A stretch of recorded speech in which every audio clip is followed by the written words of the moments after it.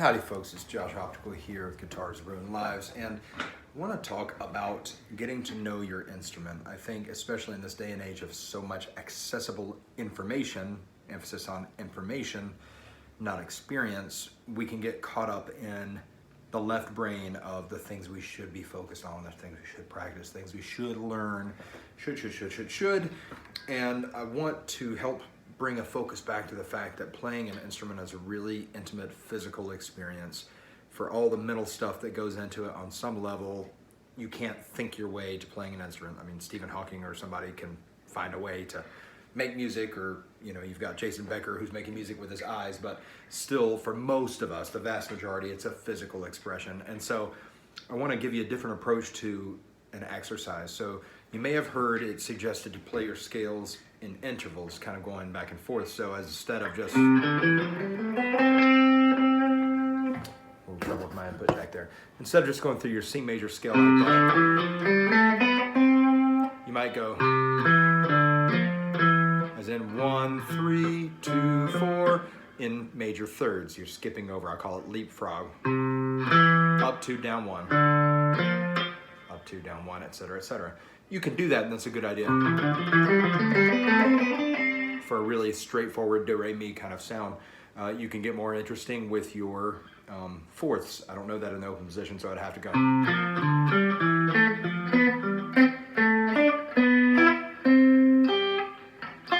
etc., etc. I mean, that's fine, but playing across the guitar is a really quick way to sound really mechanical, and you don't get nearly as much expression out of the instrument as you do through bending and slides. So instead of doing this, I want to suggest you try this.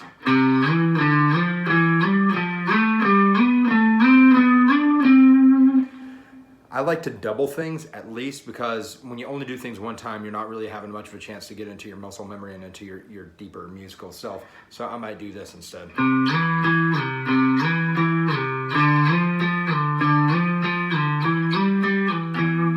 So on and so forth. If you want to, you can get the middle part too and go C, C, E, D, F, D, F. At some point, that's probably a good idea if you want to know it at that level. But for starters, I really think it's more helpful and more useful just to get it into your body. The more attention you give to your left side of your brain, the less that the right side of your brain is getting, and the right side is where creativity and a different kind of learning happens instead of just the repetition and the rote stuff. I'm not saying this is true for everybody or right for everybody, but this is my channel. It's my school of thought. It's my guitar and musical lineage, so this is what I think is important. So for me, because it's not really going to benefit me that much with the kind of music I play, to go D, C, E, C, E, D, F, E, and God forbid somebody asked me to do this in key E flat. To me, it's much more functional just to really get as intimate as I can physically into touch with the instrument and into the sound and the feeling of it. The other huge benefit that this is going to give you is really getting to know not just the guitar in general, by the way, there's no such thing, but your guitar.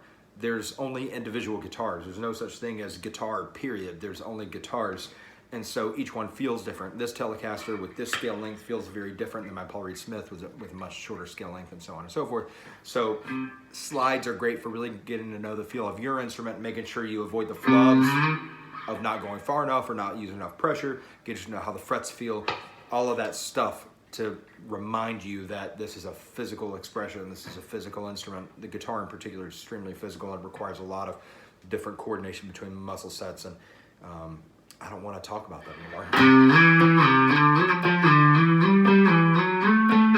And there I messed up because I was trying to go too fast. So it'll tell you that too. And then you can do it with any scale you want to, right?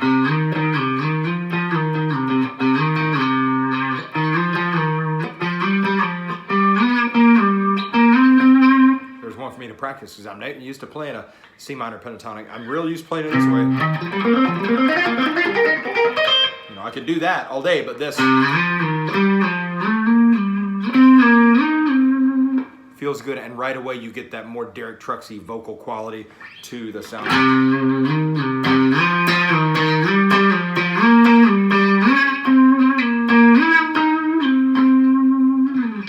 And there, as the stretches get longer, it gets harder to nail your notes. If I'm going over 2 frets, that's easy. 3 frets even is not so bad. 4 is not terrible, but 5.